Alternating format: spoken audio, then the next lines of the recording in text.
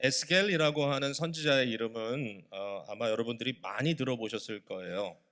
근데 에스겔서가 48장이나 되는 굉장히 긴 이 구약의 예언서 중에 하나인데 이 구원서 이 선지서 안에 담겨져 있는 내용이 뭔지에 대해서는 아마 여러분들이 사실 그렇게 많이 읽어본 적은 없을 것 같다. 물론 통독하시는 분들이 아마 계속 읽으시겠지만 사실 설교도 에스겔서를 중심으로 해서 좀 자세히 이렇게 풀어내는 설교를 많이 들어본 적은 없을 것 같다 생각이 들어요. 이제 저희가 에스겔서를 시작하면서 조금 좀 우리에게 도전이 되겠지만 여러분 모두 또 새롭게 결심하고 이번에 에스겔서를 통해서 좀 많은 은혜를 받을 수 있었으면 좋겠습니다.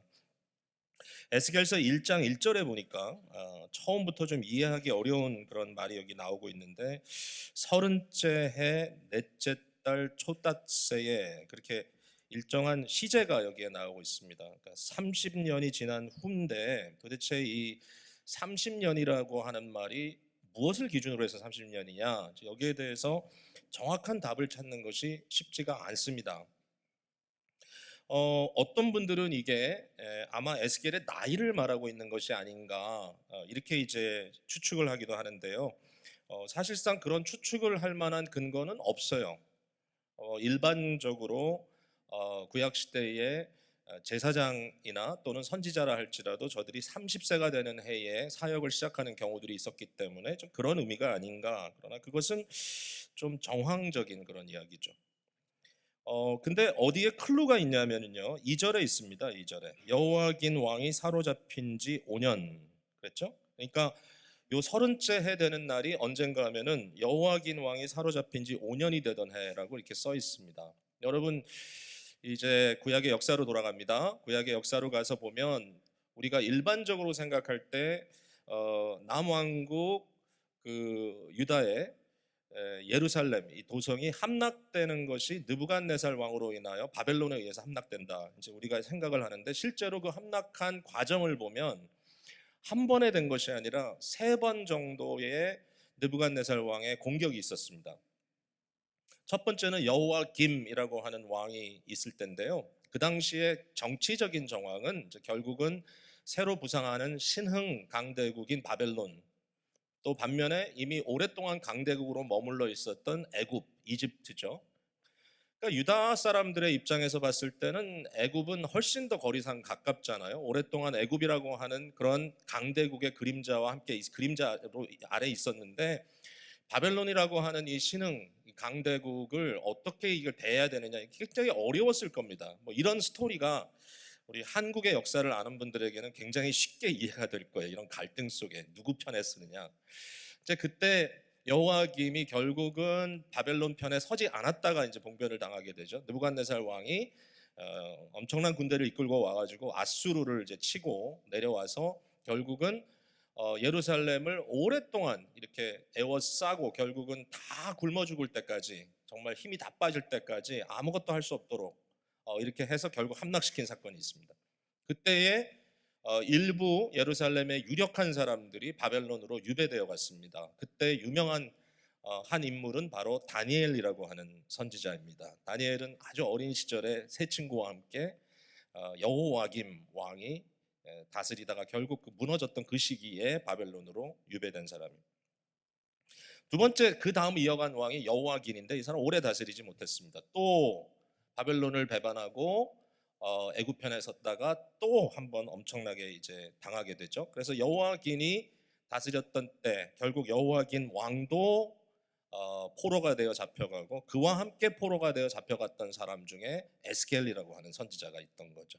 마지막은 이제 시드기야 왕인데 이 사람은 진짜 비참하게 맞췄죠. 역시 똑같은 문제입니다. 결국 바벨론을 배반했다가 느부갓네살 왕이 그를 완전히 이제 박살을 내죠. 그래가지고 그의 앞에서 아들들이 여럿 있는데 왕자들을 다 쳐 죽이고요. 마지막 그 장면을 보게 하고 눈을 뽑아가지고 그를 사슬에 묶어서 바벨론까지 끌고 갑니다. 그때 예루살렘이라는 도성은 완전히 폐허가 됐고요. 그리고 중요한 사건이죠. 성전이 완전히 불타고 완전히 폐허가 됐습니다. 이게 그 구약의 굉장히 중요한 아주 비참한 남왕국 유다와 예루살렘의 멸망 사건입니다.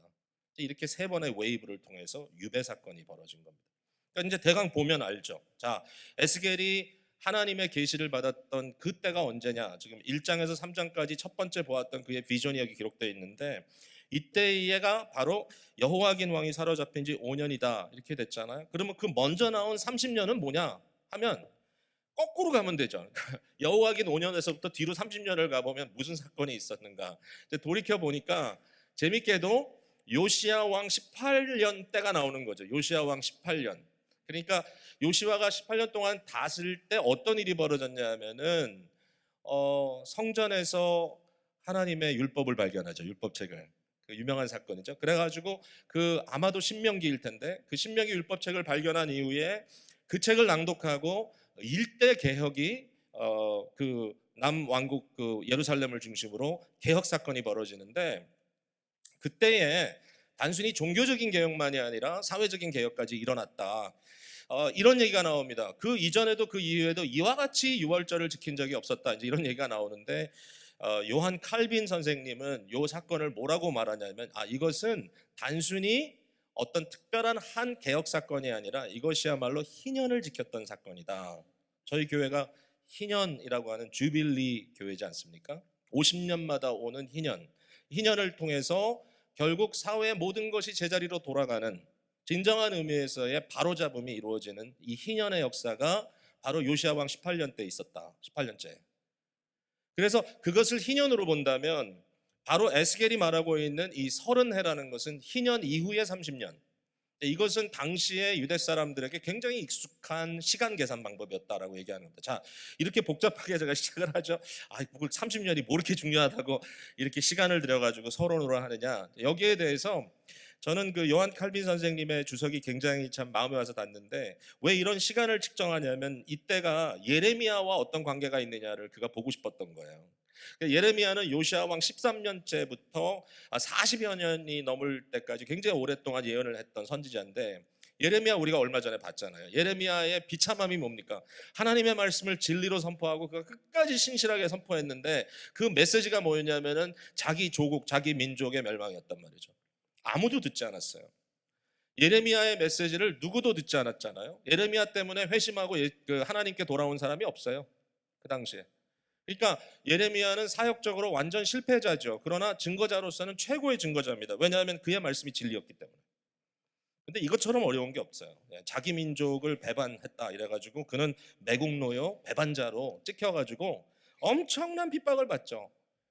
근데 이 존 칼빈 선생님의 포인트는 뭐냐면은 예레미야의 사역 마지막 부분에 하나님께서 그를 혼자 두지 않고 다른 것도 아닌 바벨론이라고 하는 유배지에 에스겔이라고 하는 또 하나의 위대한 선지자를 세우심으로 에스겔을 통하여 예레미야의 예언을 확증시켰다라는 거죠.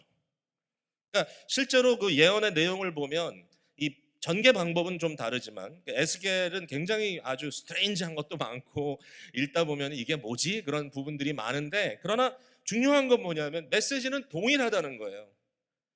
하나님을 배반한 백성, 언약 백성들이 언약을 그 배반하는 그 결과로서 얼마나 비참함에 처할 수 있으며, 그러나 거기서 끝나는 것이 아니라 이처럼 유배되고 완전히 망가져 버린 것 같은 백성이지만 하나님은 그의 언약을 배반하지 않으시고 그의 언약을 끝까지 지키시면서 결국은 남은 자들을 통하여 영광스러운 새로운 날을 재건하실 것이다.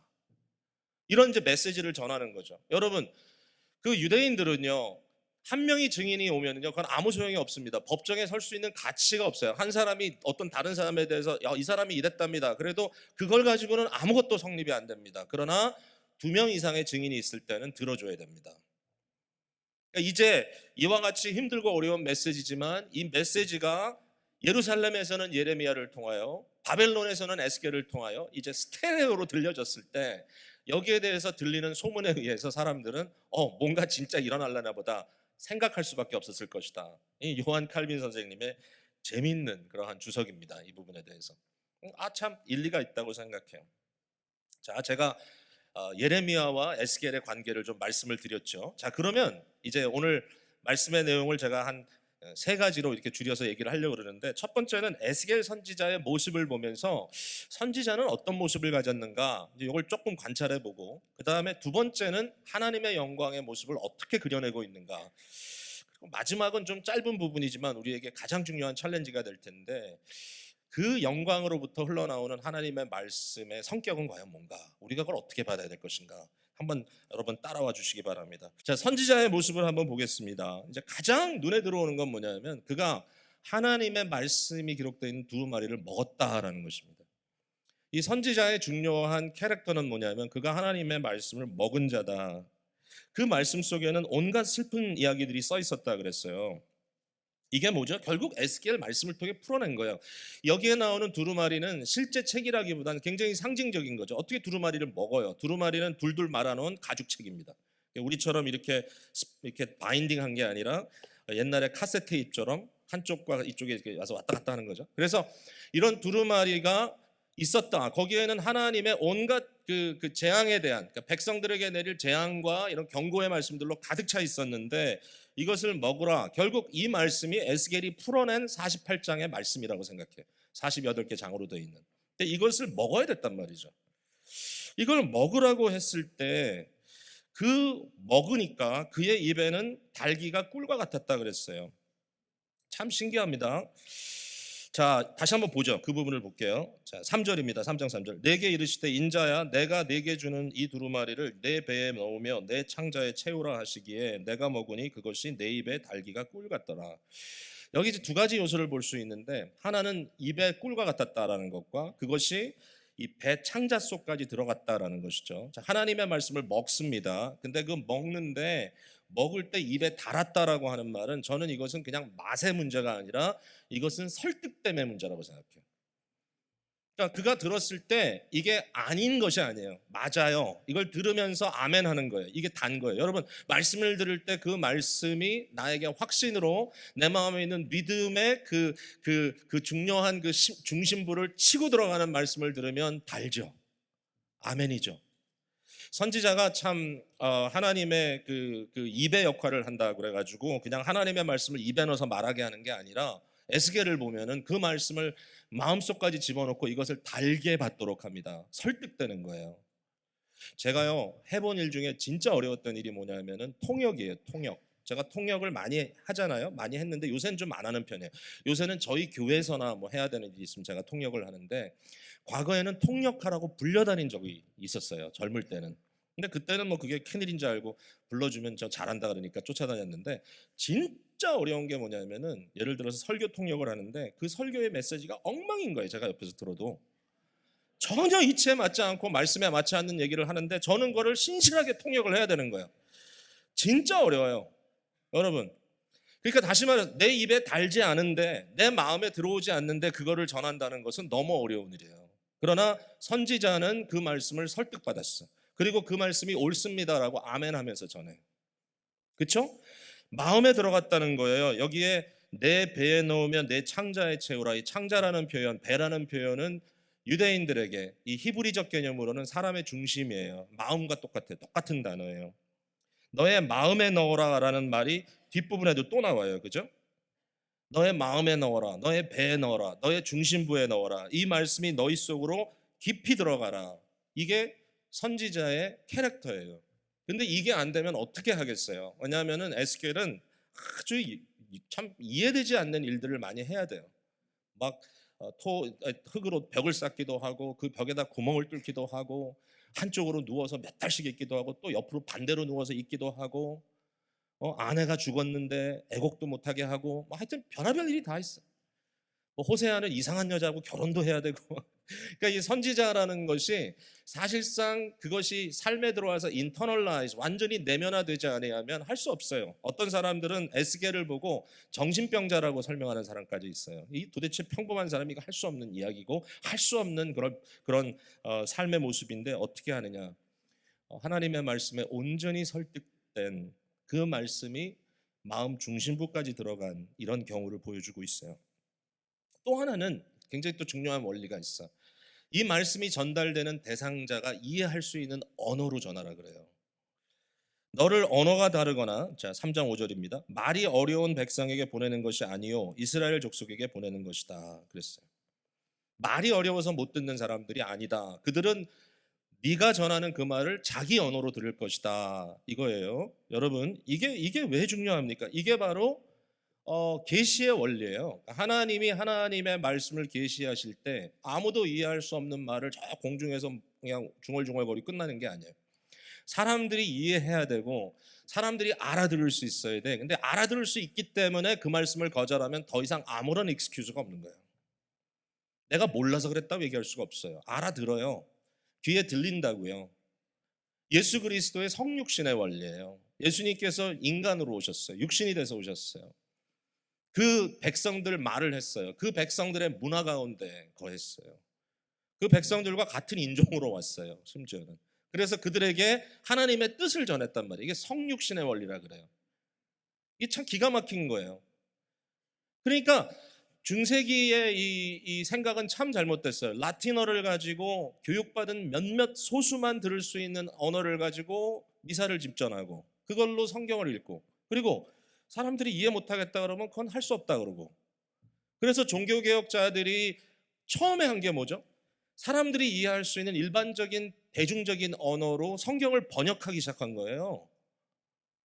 성경 번역한 사람들이 처음에 다 불타 화형당해 죽었어요. 그걸 이단이라 그래가지고. 근데 그건 대단한 오해예요. 하나님의 말씀 계시의 원리는 사람들이 이해할 수 있는 언어로 그들에게 다가가서 전달해 주는 거예요. 에스겔에서도 그렇게 부탁했어요. 근데 여기에 대단한 아이러니가 있어요. 그게 뭐냐면 이렇게 했음에도 불구하고 사람들이 듣질 않았다는 거예요. 예수님도 마찬가지예요. 자기 백성에게 오면 자기 백성이 그를 영접하지 않았단 말이에요. 자, 이거 잘 들어보세요. 무슨 얘기인가 하면 제가 지금 설교를 하는데 물론 이제 제가 좀 설명을 좀 부족하게 한다든지 좀 뭐 좀 어렵다든지 그럴 수는 있을 거예요. 특별히 뭐 좀 신앙생활을 막 이제 처음 시작하는 분들에게는 이게 다 성경 전체를 잘 이해가 아직 들어오지 않아 가지고 모를 수는 있는데 그러나 적어도 박 목사가 한국말을 잘 제대로 못 해가지고 내가 못 들었다. 그런 분은 거의 없다고 저는 생각해요.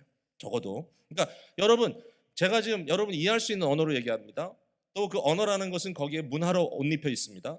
거기에는 삶의 어떤 세팅이 거기 담겨져 있습니다. 그러니까 여러분들이 다 이해할 수 있는 거예요. 이게 원리예요. 그런데 문제는 뭐냐면 이제는 무엇만이 유일한 벽이냐, 무엇만이 유일한 대립이냐, 영적인 대립밖에 없어요. 다시 말해서 믿음이 있느냐 없느냐의 문제만 달려있지 언어를 하느냐 못하느냐의 문제가 아닌 거예요.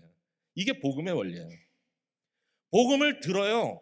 말씀을 들어요. 말씀을 제대로 듣는데도 불구하고 마음으로 응답하지 않고 반응하지 않아요. 못 들은 척해요. 왜 그러죠? 그거는 이해를 못해서가 아니에요. 언어가 아니에요. 그것은 믿음의 문제예요.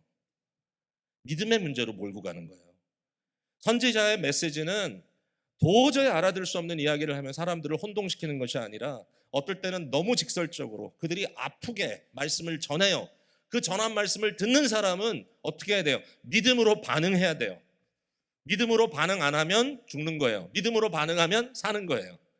그러니까 선지자의 메시지는 메시지 자체가 obscure, 희미해서는 안 되고 클리어해야 돼. 그러나 그 클리어하게 전달되는 메시지가 실제로 받아지는 것은 믿음의 문제예요. 영적인 문제를 다루고 있어요. 자, 이러다 보니까 믿지 않는 사람들에 대한 두려움을 버려야 돼요. 선지자는 그 사람들을 두려워하지 말라 그랬어요. 7절, 8절, 9절에 보면 재밌는 표현이 나와요. 얼굴을 단단하게 한다. 이마를 단단하게 한다. 이마 잘생긴 사람들이 참 보면은 이렇게 굉장히 단단해 보여요. 사람들이. 이마가 쑥 꺼져 있는 사람들은 보면 뭔지 몰라도 좀 덜 단단해 보여요. 이렇게 제가 보면 이마가 반짝반짝 하신 분들이 꽤 많아요. 근데 여러분들 보면 단단해 보여요. 제가 그런 분들 앞에 딱 쓰면 기가 죽어요. 벌써. 그런 표현을 썼어요. 이스라엘 백성들의 문제는 목이 곧다. 또 하나는 이마가 단단하다. 근데 그게 굉장히 고집스럽고 자기 주장이 강하면 이런 뜻인 것 같아요. 근데 여기에 대해서 우리 하나님께서 에스겔에게 내가 네 이마를 더 단단하게 해주겠다. 네가 네 얼굴을 더 단단하게 해주겠다. 아니 그냥 쇠로 얼굴을 박아주겠다. 이렇게까지 얘기를 합니다. 그러니까 절대로 사람들을 무서워하거나 두려워하지 마라. 왜냐하면 너는 하나님의 감동을 받은 자이다. 선지자는 성령의 사람이고 예수 그리스도가 그랬듯이 성령을 한량없이 받으신 분. 그러니까 예수 그리스도 안에서 저와 여러분도 선지자적 사명을 보편적으로 받았다고 하면 이런 것들에 대해서 생각해 봐야 돼. 아, 내가 이런 존재구나. 오직 성령에 의하여 진리의 말씀을 타협하지 않고, 그러나 사람들을 두려워하지 않고 내가 전달해야 되겠구나.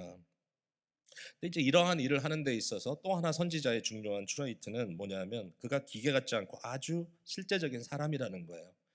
기계가 아니에요. AI를 갖다 쓴 게 아니에요. 사람이에요. 그러니까 사람이다 보니까 어떤 문제가 생기냐면 감정적인 반응이 일어나요.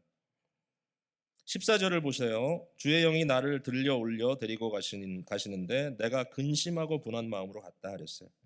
아주 걱정스러운 거예요. 하나님의 말씀을 가지고 그 말씀을 통하여 살아가는 사람들, 그 말씀을 삶에 깊이 인터널라이즈, 내면화시키려고 하는 사람들은 쉽지 않아요. 거기에는 감정적인 아픔이 다가와요. 뿐만 아니라 15절 한번 볼까요? 15절. 이에 내가 델라빕에 이르러 그 사로잡힌 백성 곧 그발 강가에 거주하는 자들에게 나아가 그 중에서 두려워 떨며 7일을 지냈다. 무슨 얘기인가 하면, 하나님의 영광의 비전을 보고 이 말씀을 들은 에스겔이 아무 느낌도 없이 생각도 없이 그냥 그렇게 있었던 게 아니에요. 얼마나 그에게 트라우마가 됐냐면, 진정되지 않고 7일 동안 벌벌 떨면서 지냈다는 거예요. 너무너무 무서워서. 이게 에스겔의 인간성이에요. 아주 현실적이에요. 아주 실제적이에요. 그런 순종을 원하시는 거예요. 저와 여러분에게도 이 부분을 하나님께서 아무것도 아닌 것처럼 보지 않아요. 절대로 쉽지 않죠. 저도 그렇고 여러분도 그렇고. 근데 잘하고 계시는 거예요.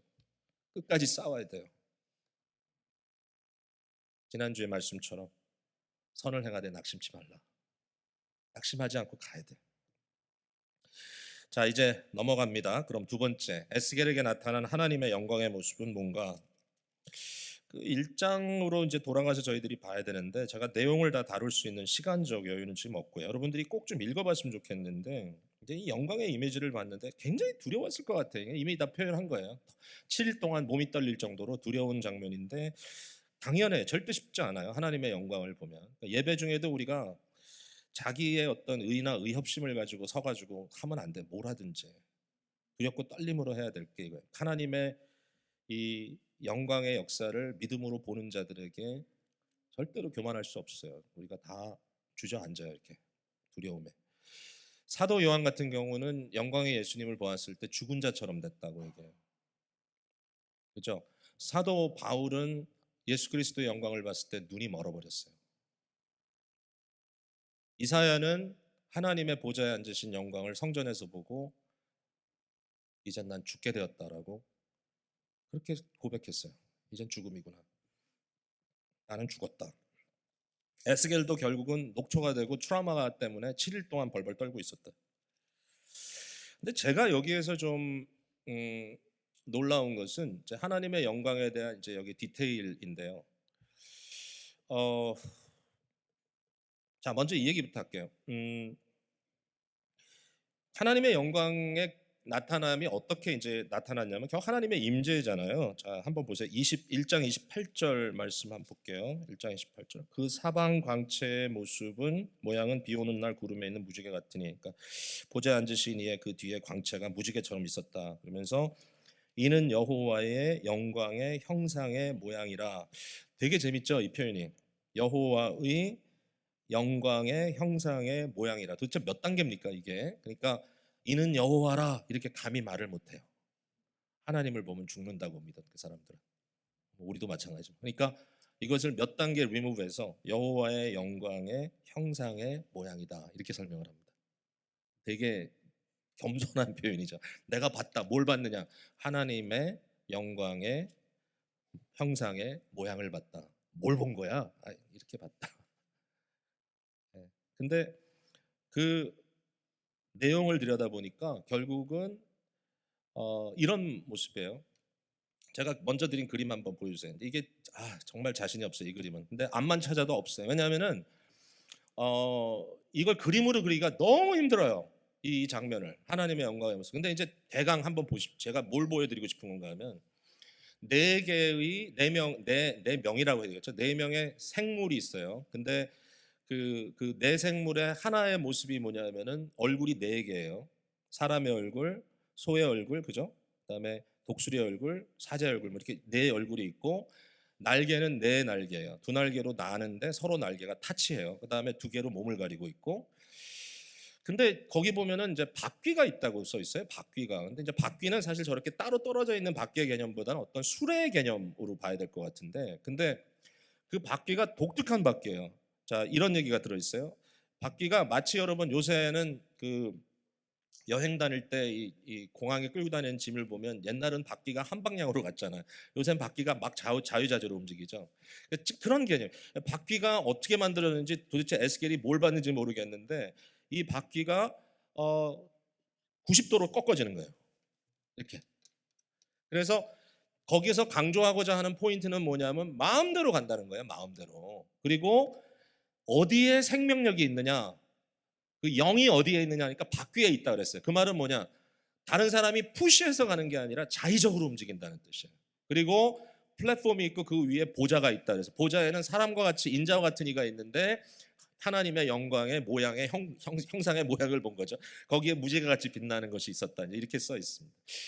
저 모습을 제가 뭐와 좀 비교해 보고 싶은가 하면 그 다음 그림을 보시면 이제 법궤입니다. 법궤. 물론 좀 다르지만 여기에 두 천사 형상이 나오고 날개를 펴서 서로 마주대하고 있고요. 마주 붙이라 그랬습니다. 그리고 가운데가 뭐냐면 보좌입니다.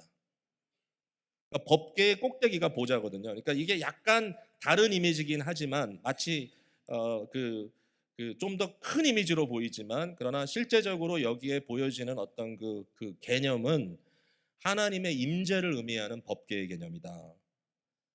그죠? 이제 질문은 뭐냐면 그럼 하나님의 영광이 왜 바벨론에 와 있느냐? 하나님의 영광이 법궤가 예루살렘 성전에 있어야지. 그게 에스겔 메시지입니다. 좀만 가다 보면 성전에서부터 하나님의 영광이 떠나죠. 왜? 성전이 죄로 가득 차 있기 때문에. 그리고 마지막 부분에 나오는 회복은 뭐죠? 하나님의 영광. 먼저 보았던 이 영광이 성전으로 돌아가는 거죠. 새로운 성전을 하나님께서 세우시고 새로운 백성을 만드신다. 어쨌든 여기에 중요한 것은 하나님의 임재를, 하나님의 어떤 그 프레젠스, 그의 영광의 프레젠스를 이처럼 하나의 그림으로 형상으로 보여주려고 하는 것인데, 이제 제가 여기서 또 하나 굉장히 좀 임프레스를 받은 게 뭐냐면 이거예요. 여러분 지금 얼마나 트라우마입니까? 이 순간이 얼마나 두렵겠어요. 갑자기 환상이 보이는데 도저히 이건 뭐 어떻게 설명하기 어려운 그런 게 보이는데, 1장을 나중에 한번 여러분 아직 안 읽으셨으면 읽어보세요. 이게 읽으면서 느낌이 뭐냐면 어떻게 이렇게 디테일하게 썼을까라는 거죠. 어느 누구도 이렇게 안 해. 그죠?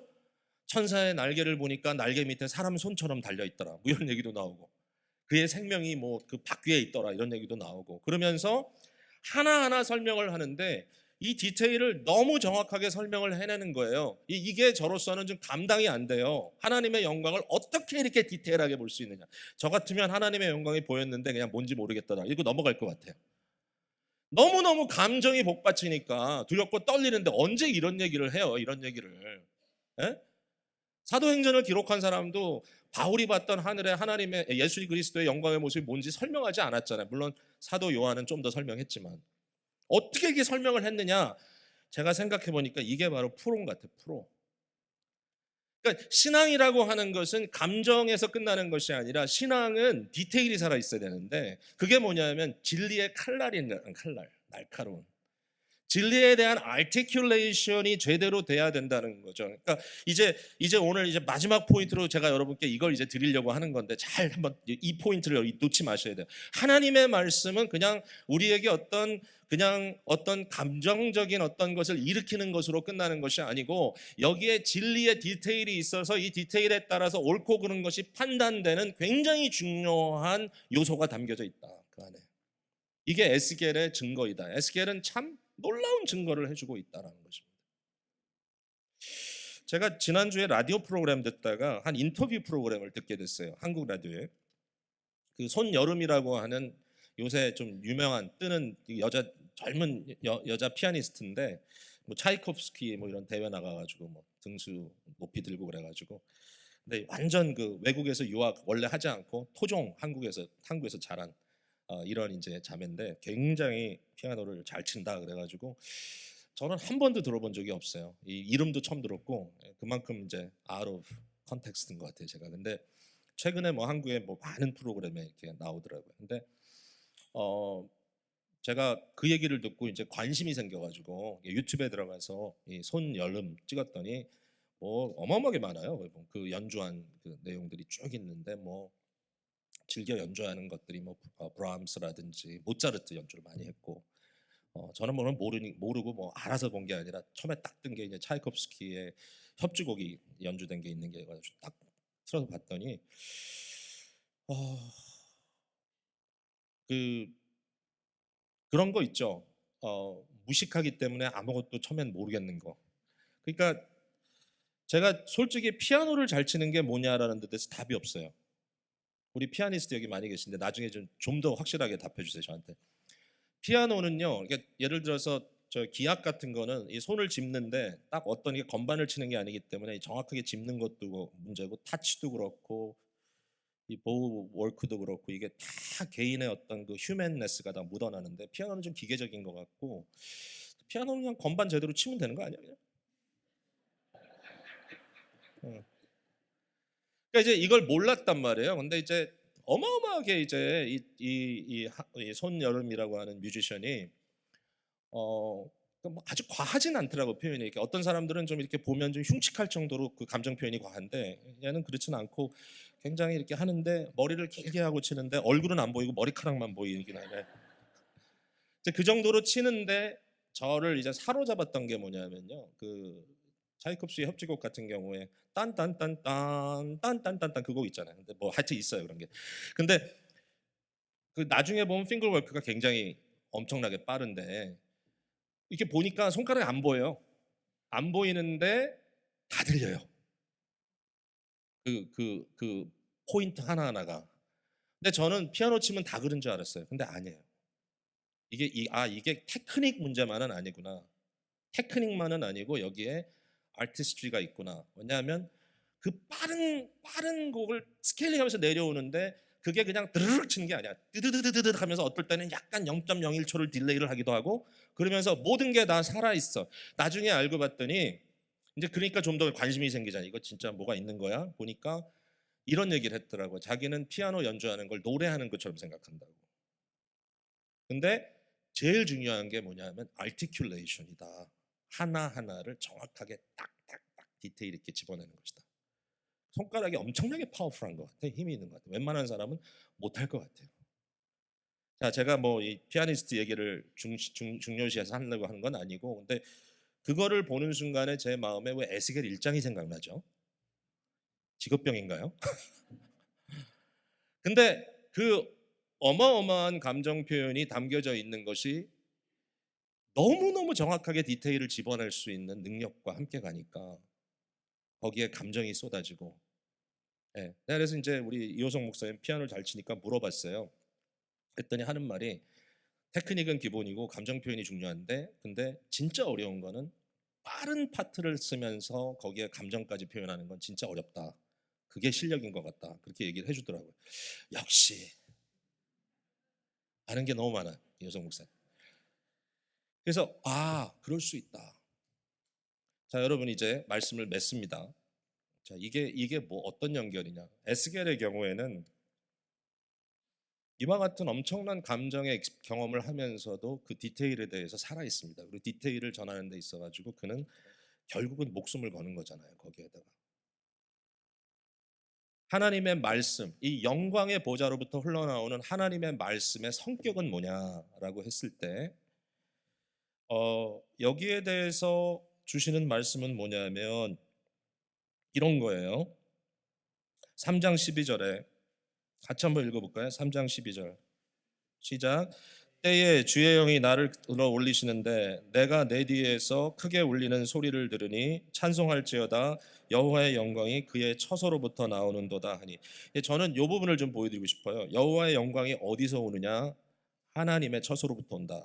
사람에게부터 안 나와요. 하나님으로부터 나와요. 영광은 누가 실어주는 거 아니에요. 박수를 치기 때문에 영광이 생기는 거 아니에요. 하나님의 말씀의 성격은 뭐냐면은 말씀 자체가 가지고 있는 진리성이에요. 예수님이 내가 곧 길이요 진리요 생명이라 하실 때는 자기가 기준이라는 거예요. 나로부터 나오는 거예요. 사람이 만들어주는 거 아니에요. 사람이 뭐라 그래도 상관없어요. 그래서 오늘 제목 말씀처럼 11절에 말씀하시기를 그들이 듣든지 아니 듣든지 그들에게 고하라. 자, 중요한 포인트 하나 드립니다. 하나님의 말씀은 정치적이지 않습니다. 감정을 통하여 사람들을 매니플레이트하지 않습니다. 감정은 일어납니다. 왜냐하면 영광이 영광으로 거대하기 때문에 도저히 인간으로서 감당할 수 없을 만큼 거대한 일이기 때문에. 그러나 거기에 디테일이 그대로 살아 있습니다. 감정을 매니플레이트하면서 끝나는 게 아닙니다. 군중 속에 들어가서 그 환호 소리에 내가 마음이 흔들리고 감정적으로 동하기 때문에 은혜 받았다고 얘기하는 거 아닙니다. 그냥 모든 사람들이 좋다고 하니까 나도 같이 한번 가서 박수 치는 거 아닙니다. 여러분, 디프레스 됐을 때 사람 많은 데 가면 좋죠.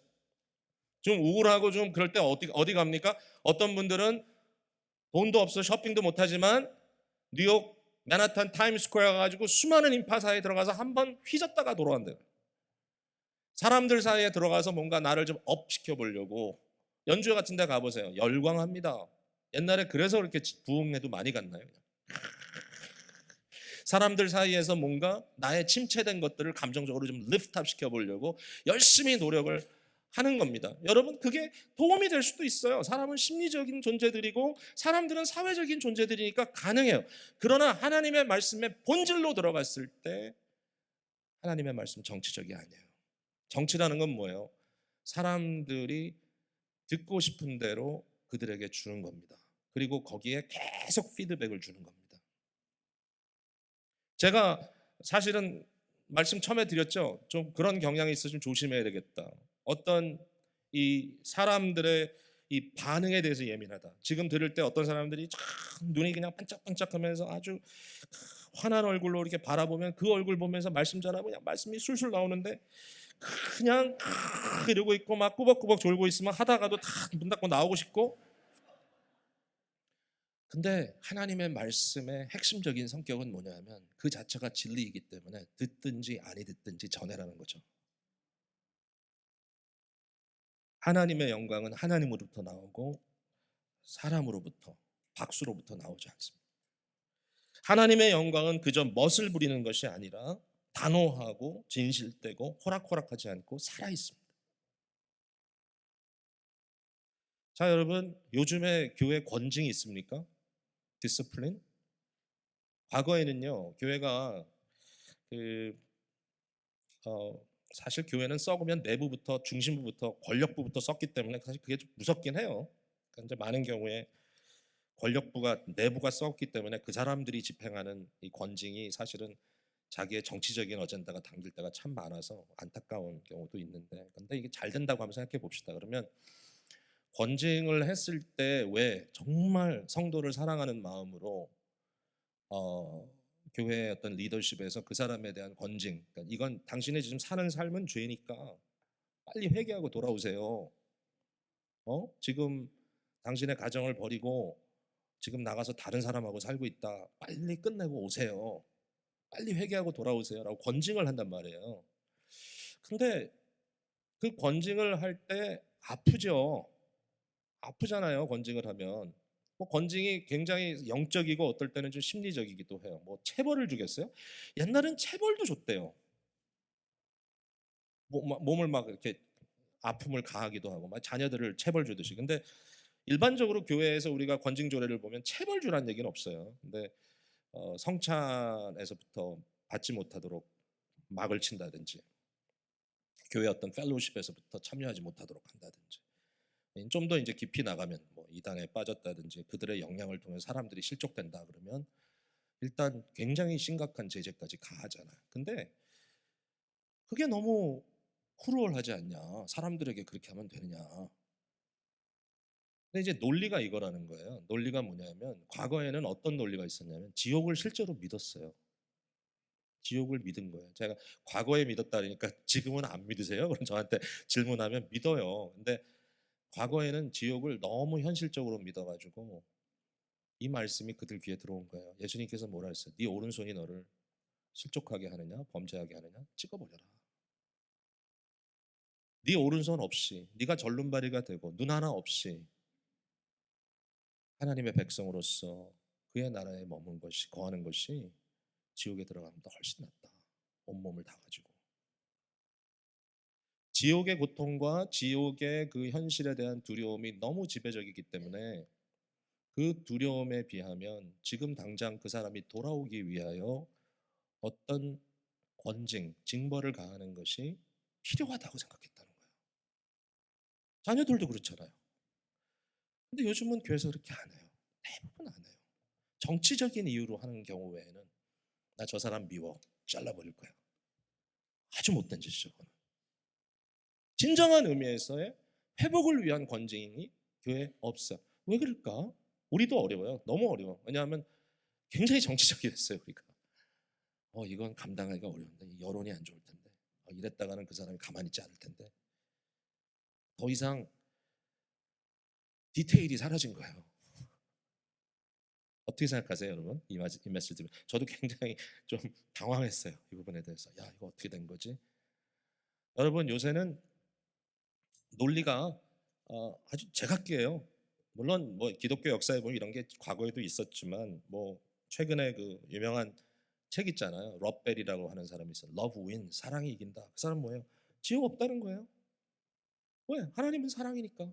사랑의 하나님이 어떻게 지옥을 두고 지옥에 사람 보낼 수 있느냐.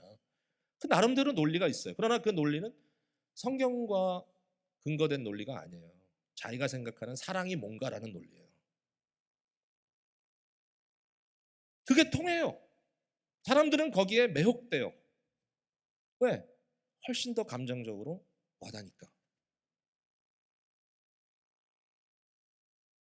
근데 하나님의 말씀은 듣든지 듣지 않든지 전하라고 하는 진리적 디테일이 살아있는, articulation이 있는, 한 포인트 한 포인트가 뭉개지지 않는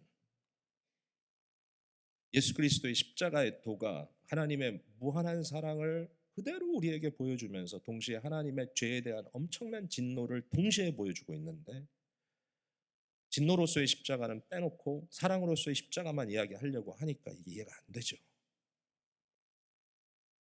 대속이라고 하는 것이 무슨 필요가 있습니까? 내 죄에 대해서 아무런 무거움이 없다면 그냥 그거 뭐 그따위 하나님 내가 I forgive you 하면 되지. 그럼 예수님이 십자가를 왜 졌습니까? 십자가 왜 그게 우리 마음속에 그렇게 사무칩니까? 내가 죄인이고 내 죄로 인하여 내가 죽어야 되는데 안 죽었으니까 사무쳐야 되는 거 아니에요. 근데 어차피 안 죽을 거라고 생각하는데 십자가가 뭐 그렇게 사무쳐요? 여기에서부터 심각한 디테일이 빠져나갔다니까요. 그러니까 감격이 없어요. 딴 데서 감격을 찾아요. 침체됐다고요? 왜요? 말씀이 없어요? 십자가가 안 보여요? 너희 앞에 십자가에 달리신 예수 그리스도의 모습이 현저하게 너희 옆에 보이거늘 어리석은 갈라디아인들아. 여러분, 오늘도 이 말씀이 우리에게 아티큘레이션 있게 다가왔으면 좋겠어요. 이 말씀이.